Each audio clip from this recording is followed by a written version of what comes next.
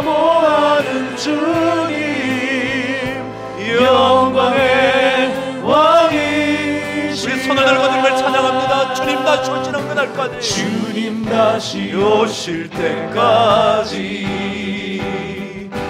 나는 일어나 달려가리라.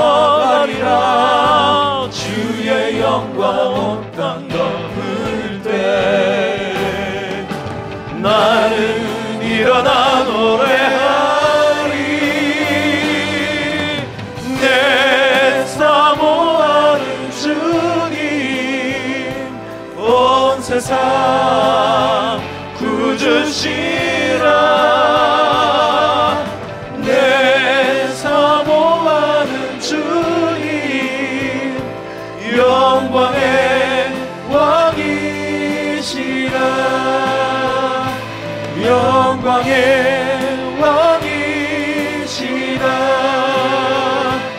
영광의 왕이시라. 하나님 말씀을 함께 묵상하겠습니다. 빌립보서 2장 12절에서 16절까지 한 목소리로 말씀을 읽도록 하겠습니다. 제가 가지고 있는 성경 신약 319면에 있습니다. 말씀을 저와 함께 읽겠습니다. 시작. 그러므로 나의 사랑하는 자들아, 너희가 나 있을 때뿐 아니라 더욱 지금 나 없을 때에도 항상 복종하여 두렵고 떨림으로 너희 구원을 이루라. 너희 안에서 행하시는 이는 하나님이시니 자기의 기쁘신 뜻을 위하여 너희에게 소원을 두고 행하게 하시나니 모든 일을 원망과 시비가 없이 하라. 이는 너희가 흠이 없고 순전하여 어그러지고 거스르는 세대 가운데서 하나님의 흠없는 자녀로 세상에서 그들 가운데 빛들로 나타내며 생명의 말씀을 밝혀 나의 다름질이 헛되지 아니하고 수고도 헛되지 아니하므로 그리스도의 날에 내가 자랑할 것이 있게 하려 함이라. 아멘.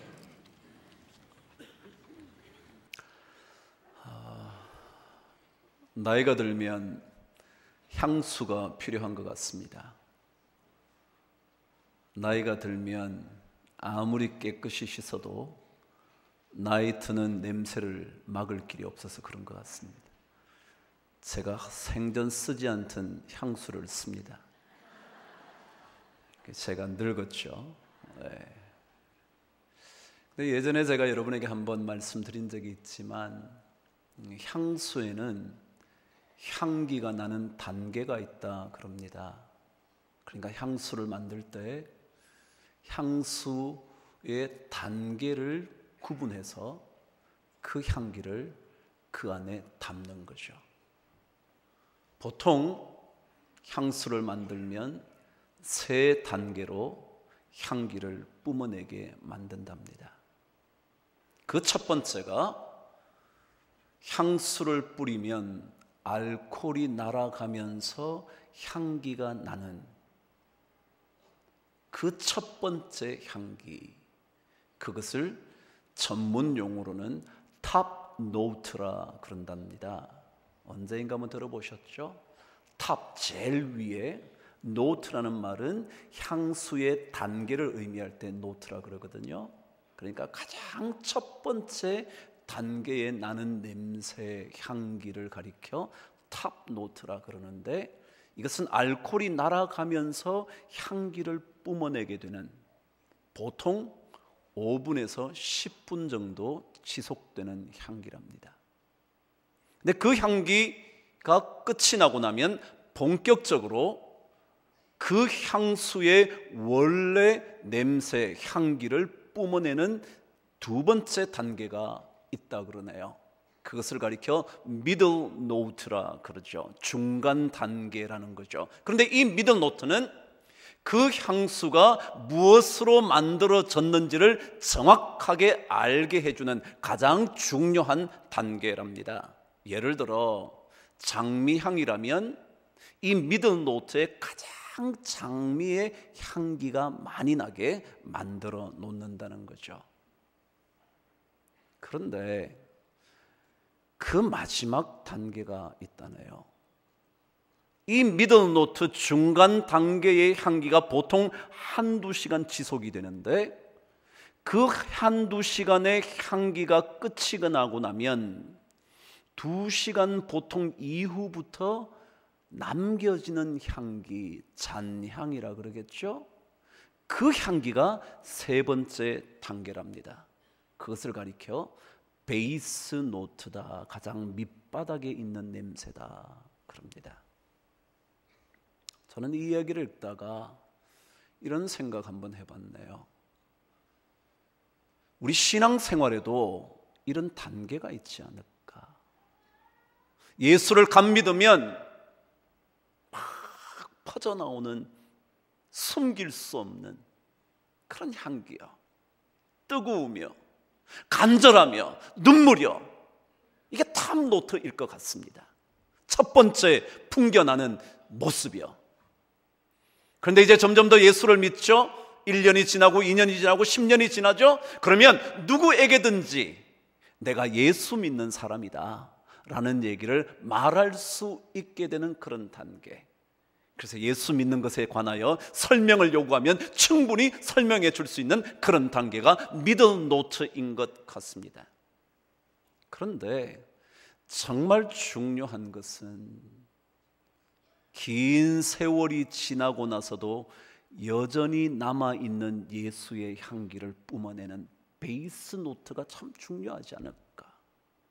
왜냐하면 많은 사람들이 예수를 오래 믿으면 믿을수록 예수 향기가 적어지는 경우가 많아서 차라리 처음이 훨씬 더 강렬하고 훨씬 더 뜨겁고 훨씬 더 주님을 사모하는 그런 향기가 나는데, 세월이 가면 갈수록 점점 더 향기가 사라져버리는, 사실은 베이스 노트 다 끝난 것 같지만 여전히 남아서 그 향수를 기억하게 하는, 그 향기를 여전히 맡게 하는 그 베이스 노트가 참 중요한데, 그래서 미들 노트가 한두 시간 지속되고요, 그 2시간 이후부터 계속 남아있는 그 냄새, 보통 잘 만든 향수는 그것이 10시간도 가는 그 냄새.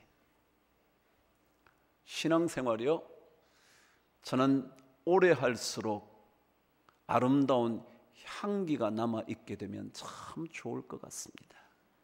처음 그 산뜻한 냄새보다 예수를 알아가면 알아갈수록 깊은 곳에서 뿜어져 나오는, 남아있는 그 향기를 우리 모두가 맡을 수가 있다면 얼마나 좋을까? 마지막까지 아름다운 향기로 남는 인생을 생각하다가, 신앙을 생각하다가 오늘 말씀을 읽는데 이 단어가 눈에 떠올랐습니다. 저와 함께 15절을 읽겠습니다. 시작. 이는 너희가 흠이 없고 순전하여 어그러지고 거스리는 세대 가운데서 하나님의 흠없는 자녀로 세상에서 그들 가운데 빛들로 나타내며 라는 것이었습니다. 빛들로 나타난다는 그 단어가 끝까지 아름다운 향기를 뿜어내는 그 향수 생각을 함께 생각하게 된 거죠. 왜냐하면 빛이라는 것은 드러나는 것입니다. 그래서 마태복음 5장 14절에는 너희는 세상의 빛이라 산 위에 있는 동네가 숨겨지지 않을 거다, 그렇게 말합니다. 빛에 관한 이야기를 하면서 가장 연결시켜 놓은 내용이 뭐냐면 절대로 숨겨지지 않는다는 겁니다. 보면 안다는 겁니다. 보면 확인할 수 있다는 겁니다. 그런 것처럼 향수도 그런 것 아닌가요? 냄새만 맡아도 그게 무슨 향기라는 걸 아는 것 아니겠습니까? 아름다운 향기를 맡으면서 숨겨질 수 없이 누구에게나 드러날 수밖에 없는 빛이라는 그 단어를 떠올리게 된 거죠. 그래서 빛으로 나타난다는 것은 누구에게든지 보여지고 그것을 알아차릴 수 있게 된다는 것이고, 누구든지 그 향기를 맡기만 하면 그렇지, 그거지 라고 느낄 수 있게 되는 거죠. 숨길 수 없습니다. 다 보게 됩니다. 그래서 알게 됩니다.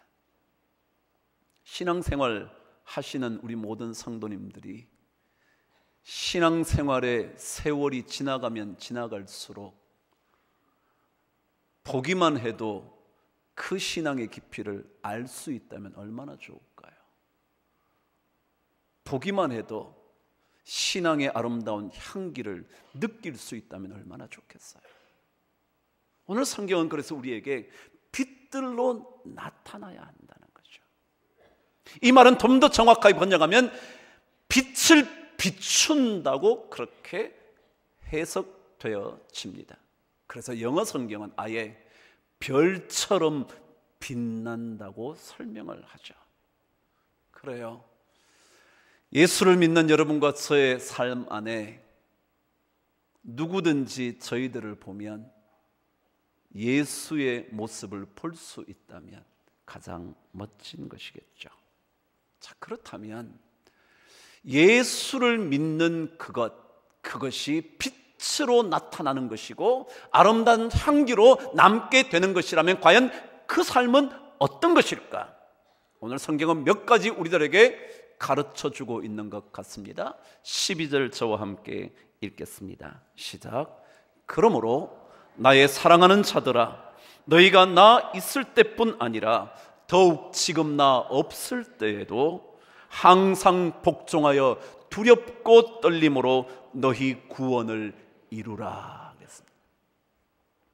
끝까지 향기가 남아 있으려면, 끝까지 보는 순간 그 사람이 예수의 사람인 것을 알게 되려면 오늘 성경은 우리에게 한 가지를 요청하는 것 같습니다. 바로 구원을 이루며 살아가는 삶이라는 겁니다. 구원을 이루며 살아가는 삶이야.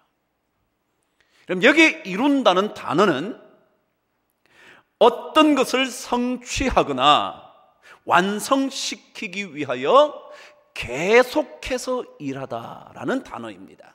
다시 한번요. 어떤 것을 이루거나 성취하기 위하여 계속해서 일하는 거라고요. 그렇습니다. 신앙은 계속하는 겁니다. 한때 반짝이는 게 아니고요, 잠시 믿고 마는 게 아니고요, 이 정도 훈련 받았으면 충분한 게 아니고요, 계속하는 겁니다. 그래서 저는 이 말을 이렇게 바꾸고 싶습니다. 향기 나는 그리스도인들은, 빛으로 드러나는 그리스도인들은 구원받은 자의 삶이 과정인 것을 깨닫고 사는 거다라고 말씀드리고 싶습니다. 과정이요. 왜요? 계속 이루어야 되니까. 한번 이룬 것으로 끝이 날 수 없으니까. 여러분, 구원이라는 것은요, 단번에 일회적으로 옵니다. 예수 그리스도를 믿는 순간 구원은 찾아옵니다. 더 이상 구원은 찾아왔다가 떠나거나 할 수가 없습니다. 근데 여기에 구원을 이루라고 말했다면, 다시 말 계속적인 얘기를 했다면, 이 구원은 예수 그리스도를 믿음으로 말미암아 얻는 구원의 얘기가 아닐 겁니다. 구원받은 자의 삶이 어떻게 되어야 될까를 설명해 주는 단어일 거라는 거죠. 그래요. 예수 믿는 거는요, 구원받은 이후 단번에 한 번의 죽으심으로 구원을 주신 예수를 믿음으로요, 계속해서 구원받은 자의 삶을 이루어 가는 것일 겁니다. 삶은, 기독교인의 삶은, 그리스도인의 삶은 과정입니다. 어느 누구도 완성되었다고 말할 수 없습니다. 긴 세월 예수를 믿었다고 완성자로 살아갈 수 있는 것이 아닙니다. 직분을 장로까지 받았다고, 권사까지 받았다고, 목사가 되었다고 그것으로 구원받은 자의 삶이 끝난 것이 아닙니다. 아직까지 가야 할 길이 남아 있습니다. 신앙의 삶은 완성작으로 볼 수 없습니다. 지금도 걸어가고 있습니다. 그렇기 때문에 우리 모두는 어느 누구를 향하여 무어라 비난하기 쉽지 않습니다. 왜냐하면 그 사람도 아직 과정에 있기 때문에 그렇습니다. 우리가 자녀를 보고 제 마음에 들지 않는다고 나무랄 수 있을지는 모르지만 나무라지 말아야 하는 이유는 그 자녀가 아직 과정 중에 있기 때문에 그렇습니다. 아니, 그 어느 누구도 이 과정에서 벗어난 사람이 없습니다. 그래서 신앙의 동료를 볼 때도 그를 비난하기 이전에 그렇지, 저 사람도 과정 중에 있지 라고 생각해야 한다는 겁니다. 남편을 볼 때도 마찬가지고요, 마음에 들지 않는 아내와 남편을 볼 때도 마찬가지죠. 왜냐하면 여전히 그 사람도 구원을 이루어가는, 계속적으로 이루어야만 하는 과정 속에 있는 사람이기 때문에 그렇습니다. 그래서 오늘 성경은 구원을 이루라는 말 앞에 중요한 단어를 남겨놓은 겁니다. 12절 저와 함께 다시 읽도록 하겠습니다. 시작. 그러므로 나의 사랑하는 자들아, 너희가 나 있을 때뿐 아니라 더욱 지금 나 없을 때에도 항상 복종하여 두렵고 떨림으로 구원을 이루라. 그래요. 너희의 구원을 두렵고 떨림으로 이루어 가야 한다는 겁니다.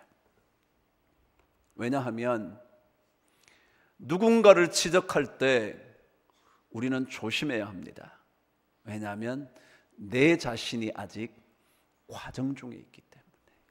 아니, 그 사람도 아직 과정 중에 있기 때문에 조심스러워야 한다는 것입니다. 우리는 남의 말을 할 때 너무 쉽게 합니다. 남을 향하여 말을 내뱉을 때 조금도 떨림이 없습니다. 왜냐하면 나는 다 된 것 같고요, 저 사람은 아직 된 것 같지 않고요, 저 사람은 아직까지 제대로 하고 있지 않는 것 같아서 내가 떨림 없이 말합니다. 그러나 예수 믿는 사람은 그런 말 할 때 두렵고 떨려야 합니다. 하나님 앞에서 우리는 두려운 마음을 가져야 합니다. 아무리 저 사람을 고쳐줘야 하겠다고 생각이 들어도, 지적하고 싶은 마음이 불일어나듯 일어난다 할지라도 여전히 그 사람과 우리 모두는 구원을 이루어가는 과정이라 내가 그런 말 할 때일수록 두려워지고 떨려야 하는 겁니다.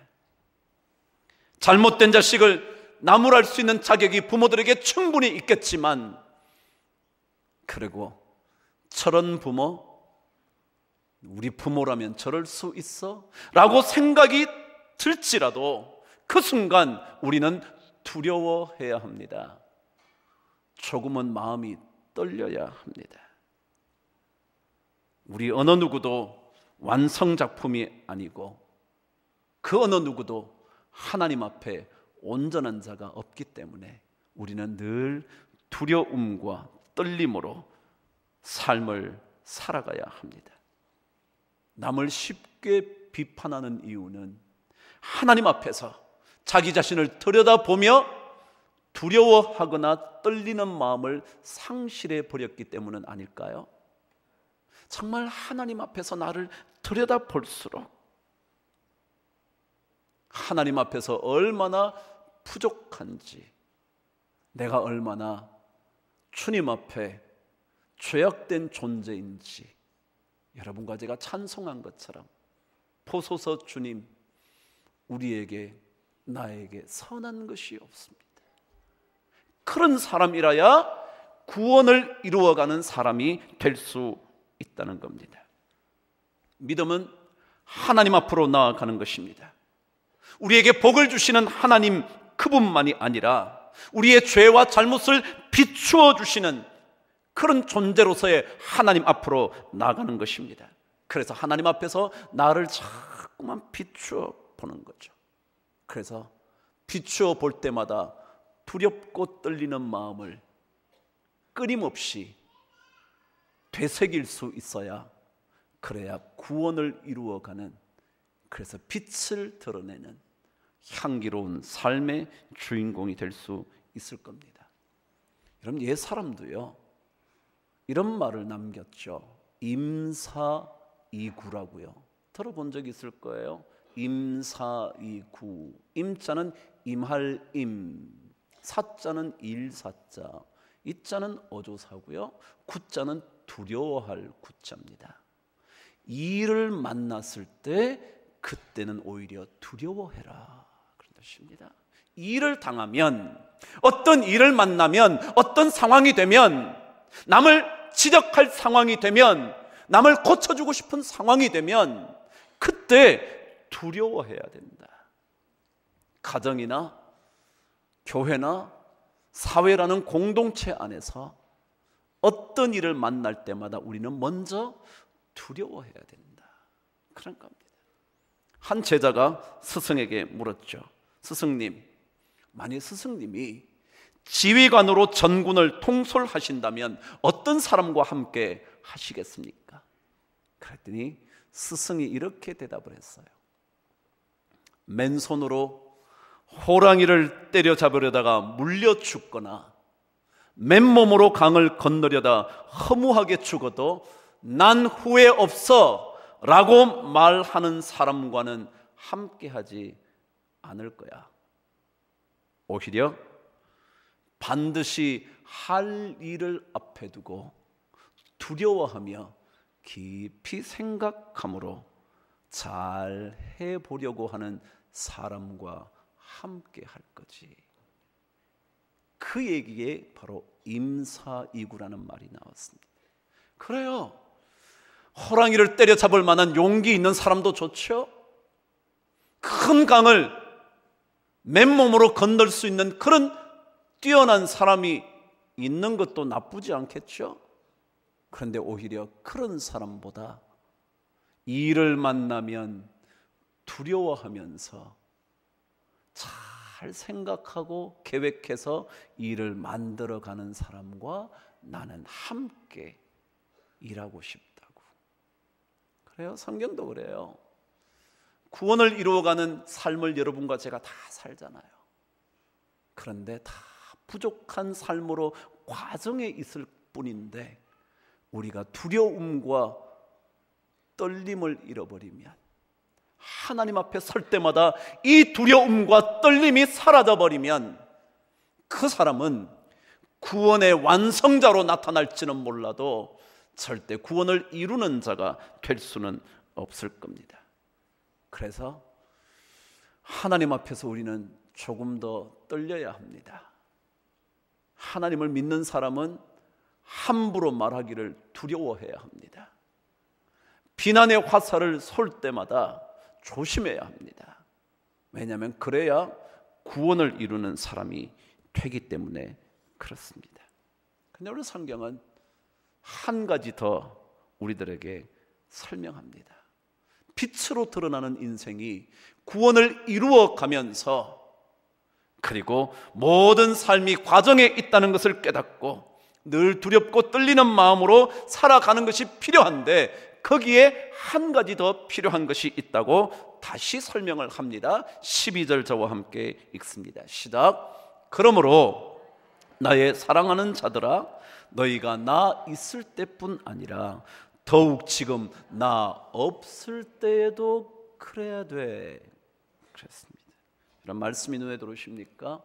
있을 때에도, 없을 때에는 더더욱이라는 단어죠.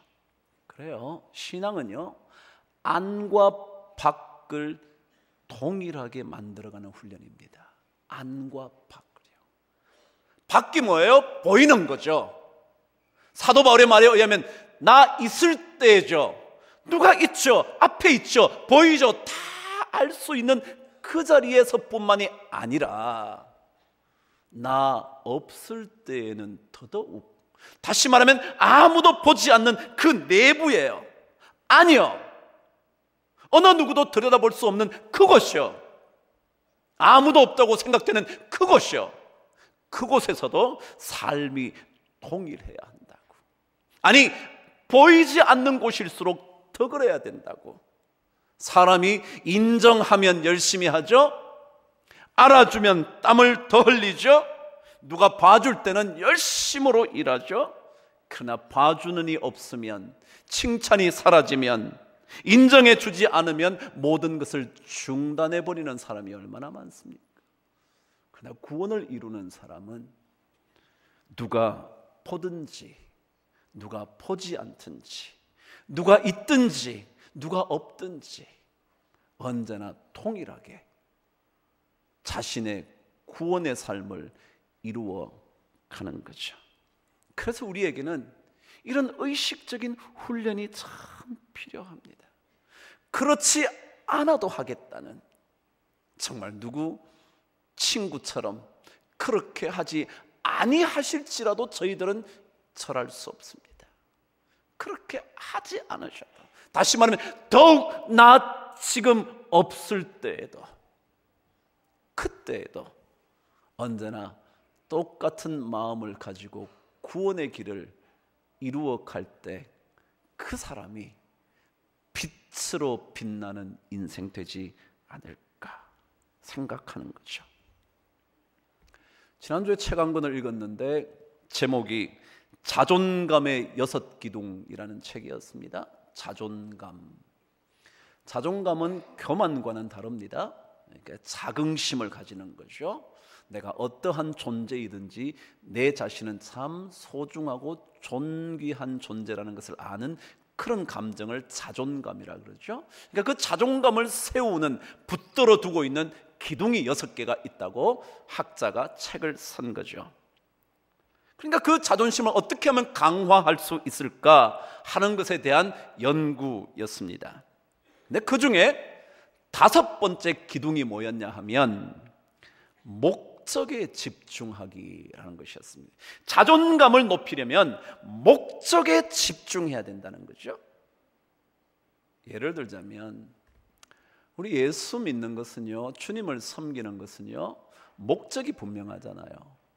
내가 그 사람을 비난하거나 그 사람보다 잘한다거나 그런 것을 드러내는 것이 아니라 하나님의 일을 감당하는 거거든요. 그 목적이 분명한 사람이 오히려 자존감이 높아요. 그러니까 남들이 알아줘도 안 알아줘도, 알아주지 않아도, 칭찬하지 않아도 목적이 분명하니까 그 사람은 당당해요. 안 알아주면 나는 마치 무시당하는 것 같고 남들의 비난거리가 되는 것 같다고 생각하면 자존감이 떨어지는 거죠. 아니요, 알아주든지 안 알아주든지 무슨 상관이에요. 그런 사람이, 목적에 집중하는 사람이 자존감이 높다, 그런 얘기였어요. 근데 거기에 이 지연이의 아내가 자기에게 한 내용 하나를 적어 놨습니다.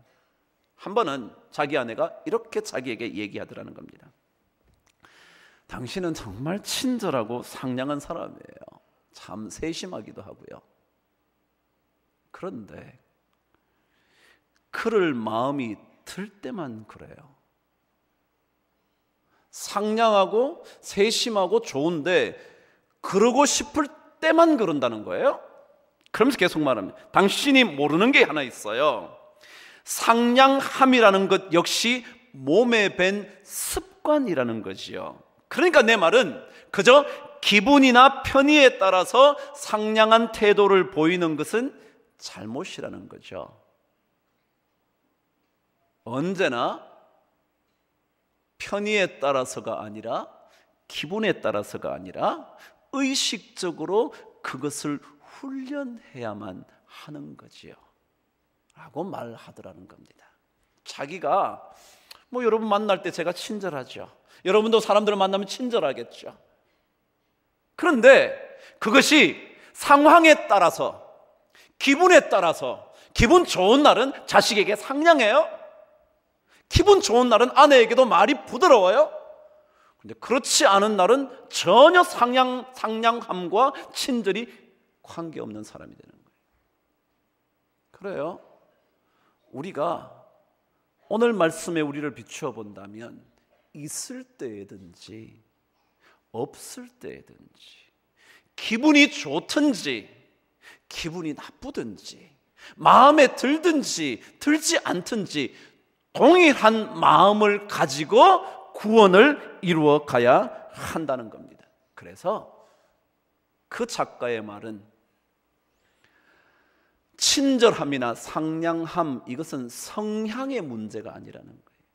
성향, 내가 그런 성향이 있다, 성향의 문제가 아니라 어떤 상황에도 의식적으로 그것을 이루어 가려고 하지 않고서는 그것은 결코 상냥함과 친절함이라고 말할 수 없다는 겁니다. 사도 바울도 알았죠. 있을 때에든지, 그가 보일 때에든지 아니면 보이지 않을 때에든지 동일한 마음을 품지 않고 그는 구원을 이루어 가기는 어렵다는 사실을 알고 있었던 거죠. 그래서 신앙생활이요, 우리 누가 뭐라 그러는 것과 관계없이 잘해 보십시다. 가정생활이요, 기분 좋다고 그날 가정은 행복한 날이고, 기분 나쁜 일이 있었다고 그날 종일토록 가정이 불편한 가정 되지 않으면 좋은 거 아닌가요? 교회도 마찬가지죠. 좋은 일을 만나거나 좋은 일을 만나지 않을 때나 우리에게는 구원을 이루어 가야 한다는 분명한 목표가 있으니까 그 목표 따라 살아갈 때 훨씬 더 아름다운 향기, 빛나는 빛으로 살게 되지 않을까. 오늘 마지막이에요. 성경은 우리에게 한 가지 더 설명을 또 덧붙입니다. 빛이 되는, 빛을 비추는, 빛을 드러내는 신앙, 어디에서든지 동일하게 주님을 섬기는 사람이 되려면 오늘 14절은 우리들에게 이 말을 남겨줍니다. 읽으실까요? 시작. 모든 일을 원망과 시비가 없이 하라. 구원을 이루어 가려면요, 제거되어야 될 마음이 두 가지가 있답니다. 하나는 원망하는 마음과 시비하는 마음이라는 거죠. 여러분, 원망은 언제 생기는 걸까요? 원망은 주로 언제 생겨요? 원망은요, 마음에 들지 않을 때 생기죠. 그래서 남편이 마음에 들지 않으면 원망하게 되죠. 자식이 내가 원하는 대로 되지 않으면, 그래서 마음에 불편해지기 시작하면 원망하게 되죠. 아내에 대해서도 마찬가지죠. 마음에 들지 않는 순간 아내를 향하여 원망의 말을 마음껏 쏟아내죠. 그런데 이 원망이라는 단어는 원래는 의성어였다 그럽니다. 의성어는 소리 나는 거예요. 그래서 헬라어의 거구조라는 단어인데 옛날에도 한번 했습니다. 거구조. 그러니까 끊임없이 막 투덜거리면서 말을 쏟아내는 것을 가리켜 원망이라 그러는데, 그런데 이 단어는 원래 하나님의 섭리나 하나님의 뜻, 그리고 그 사람을 향한 모든 상황이 마음에 들지 않았을 때 정서적으로 반응하는 태도가 원망이래요. 그러니까 하나님의 섭리나 하나님의 뜻, 그리고 우리를 향한 하나님의 모든 상황을 만들어주신 그것이 마음에 들지 않을 때 반응하는 태도가 뭐냐면 원망이라는 거예요. 결국은 원망이라는 게 뭐냐 하면 하나님 못 믿겠다는 거야. 하나님을 신뢰 못하겠다는 거야. 저 사람이 어떤 일을 할 때 마음에 안 든 것, 그럼에도 불구하고 하나님께서 그를 통하여 뭔가를 이루실 것이라는 것을 신뢰하지 못할 때 원망이 나온다는 거예요. 내 자식이 제대로 하고 있지 못할 때 하나님을 신뢰하는 사람들은 그를 통하여 언제인가 하나님은 뭔가를 하실 거야, 하나님의 섭리와 뜻을 기다리는 사람은 원망이 찾아드는데, 그걸 믿지 못하면 지금 현재 상황, 그에게 닥쳐온 상황에 대해서만 억울하다고, 저런 일을 저 자식이 한다고, 저 남편이 저런다고 원망하게 된다는 거죠. 그러니까 하나님께서 아름답게 바꾸실 것이라는 것을 믿지 못하는 사람은 늘 원망하는 인생을 산다는 거예요.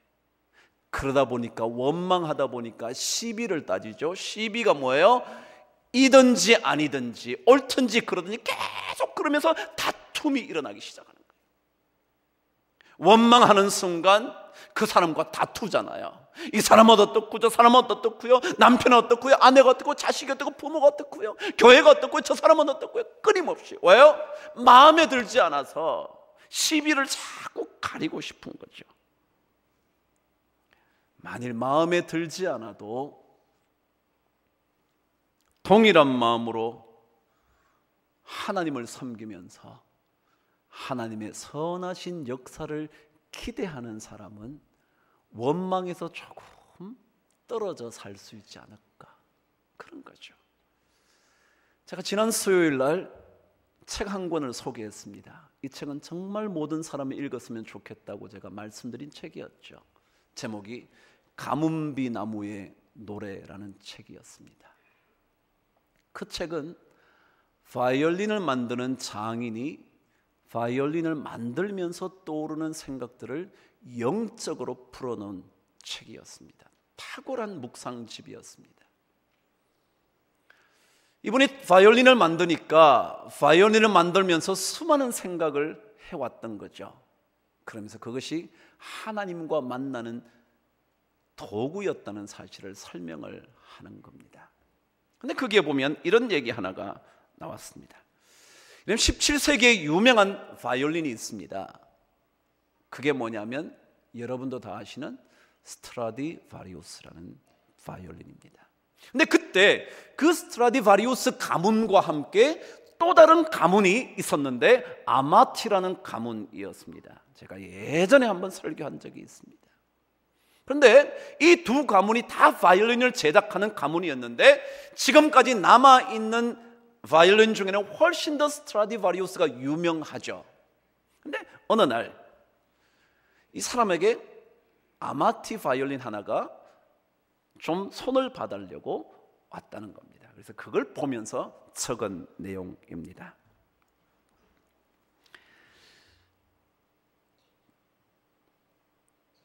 아마티 바이올린을 보면서 이렇게 생각을 하는 겁니다. 와, 참 매력적이고 가치가 있는 악기였다. 나는 그 바이올린에 매료되었다. 하지만 완벽과는 거리가 먼 악기였다. 형태가 대칭을 이루지도 않았고 바이올린의 덮개에는 어두운 마디가 뻗어 있었다. 여러분, 옛날에 제가 한번 설교했죠. 스트라디바리우스는요, 제대로 되지 않았다고 생각되면 아까워도 그 바이올린을 다 부셔버렸다는 거예요. 그래서 남아있는 바이올린은 전부 다 좋은 소리를 내는 바이올린이죠. 근데 아마티 가문은요, 좀 마음에 안 드는 것도 그냥 부수지 않고 남겨뒀다는 거예요. 그래서 지금까지 남아있는 아마티 작품 중에는 좋은 것도 있지만 좋지 않은 소리를 내는 것도 많다는 거예요. 아무튼 보니까 형태가 대칭을 이루지도 않았고 바이올린의 덮개에 마디가 막 조금 보기 흉하게 있는 것도 있더라는 거죠. 근데 그의 말이 이렇게 이어졌습니다. 그러나 모든 것이 그 바이올린의 개성을 이루었고 그 자체로 아름다웠다. 나는 그 바이올린을 보며 이렇게 생각했다. 흠이 없지는 않군. 하지만 뭔가가 있어. 다시 한번요. 그 바이올린을 보다가 완벽하지는 않은데 그런데 뭔가가 있어. 그러고는 계속 말을 이어갑니다. 사람들 사이의 관계도 이렇게 되었으면 좋겠습니다. 우리는 종종 다른 사람들의 두드러진 마디가 못마땅해 충고하고 항의합니다. 그러나 완벽하지는 않아. 하지만 그에겐 무언가가 있어 라고 말하면 좋을 텐데 그러지 않습니다. 열린 마음을 지니지 못한 탓입니다. 어려운 세월 탓에 삶의 스트레스로 인해 비뚤어진 것들을 보면서 비웃고 야유하고 분개합니다. 그리고는 그 사람이 변해야 한다고 말합니다. 그러나 하나님은 내 마음에 들건 안 들건 간에 그 사람 역시 그 사람 나름대로 울림이 있어 그의 방식대로 울림을 낼 거야 라고 말씀하신다는 겁니다. 그래요, 우리 살면서 이렇게 말하면 얼마나 좋을까요?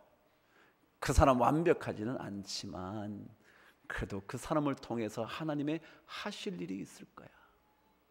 이렇게 말하면 얼마나 좋을까요?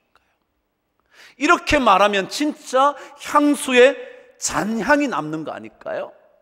그래요, 잘못된 거 많죠. 완벽하지 않은 것 많죠. 마음에 들지 않는 것 많죠. 분개할 일이기도 하고 그 사람을 고쳐야 할 것 같기도 하죠. 그러나 그때일수록 그래, 완벽하지는 않지만 그래도 그에게 뭔가가 있겠지. 하나님께서 나중에 다 아름답게 만드시겠지. 그렇게 말할 수 있다면 얼마나 좋을까. 그 저자는 그렇게 글을 적었더군요. 그래요, 그의 마지막 이야기는 이러했습니다. 우리는 자주 다른 사람을 있는 그대로 받아들이기를 거부합니다. 그 사람을 지금 그대로 받아들이십시오.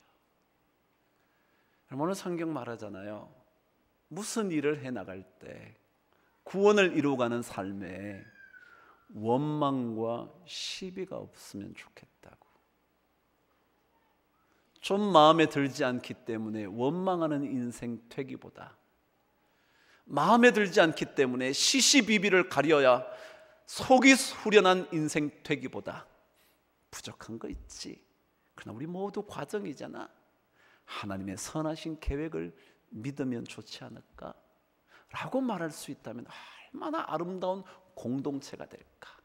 그 가정이 얼마나 향기로운 가정이 될까? 그런 아버지가 있을 때 그 가정이 얼마나 복될까? 그런 자녀가 있을 때 부모의 마음이 얼마나 흡족할까? 그런 성도들이 많을 때 우리 교회는 얼마나 아름다운 향기가 나며 누구든지 볼 때마다 예수의 빛을 보게 되는 그런 은혜가 있지는 않을까?